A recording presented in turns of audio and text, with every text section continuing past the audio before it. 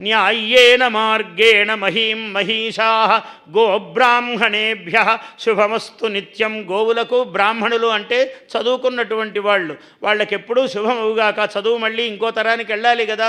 గోబ్రాహ్మణేభ్య శుభమస్తు నిత్యం. లోకా సమస్తా సుఖినో భవంతు. ధన్యవాదాలు. గౌరవ ముఖ్యమంత్రి గారు ఇప్పుడు అవధాని గారిని సత్కరిస్తారు. రాష్ట్ర ప్రభుత్వం పక్షాన శ్రీమాన్ పద్మశ్రీ బ్రహ్మశ్రీ డాక్టర్ మాడుగుల నాగఫణి శర్మ గారిని ప్రభుత్వం పక్షాన సత్కరించబోతున్నారు గౌరవ ముఖ్యమంత్రి వర్యులు. ఒక మహాసహస్రావధాని, అనేక అద్భుతమైనటువంటి కావ్య రచనలు చేసినటువంటి పెద్దలు. సంస్కృతాంధ్రాలలో రైతే రాజు, ఋషి చరిత్రం, సత్యమేవ జయతే, విశ్వభారతం వంటి ఎన్నో రచనలు చేసినటువంటి మహనీయ మూర్తి. అవధాన యుగకర్త, అవధాన శకపురుష, సమ్రాట్ సార్వభౌమ, అవధాన బ్రహ్మ వంటి అనేక బిరుదులు సత్కారాలు పొందినటువంటి గౌరవనీయ పెద్దలు మాడుగుల నాగఫణి శర్మ గారిని సత్కరిస్తున్నారు. గట్టిగా మన కరతాళధ్వనులు అందిద్దాం పెద్దలారా. ఒక మహాపండితునికి ప్రభుత్వం పక్షాన జరుగుతున్నటువంటి సత్కారంగా భావన చేస్తూ ధన్యవాదాలు. ఇప్పుడు గౌరవనీయ ముఖ్యమంత్రి వర్యులు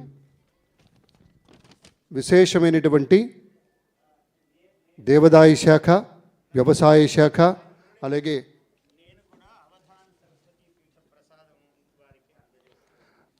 డాక్టర్ మాడుగుల నాగఫణి శర్మ గారు అవధాన సరస్వతీ పీఠం పక్షాన ముఖ్యమంత్రి గారికి శాలువతో సత్కరించి ప్రసాదాన్ని అందచేయబోతున్నారు. ఎందుకంటే అవధాన పీఠం అనేటువంటిది వచ్చింది అంటే హైదరాబాద్లో గౌరవనీయ ముఖ్యమంత్రి గారే సంకల్పం చేసి హైటెక్ సిటీకి అతి చేరువలో వారికి భూమినిచ్చి అవధాన సరస్వతీ పీఠం నెలకొల్పేలాగా చేసినటువంటి దానికి కృతజ్ఞతాపూర్వకంగా వారు కూడా ముఖ్యమంత్రి గారి అనుమతితోటి వారిని సత్కరిస్తూ ఉన్నారు.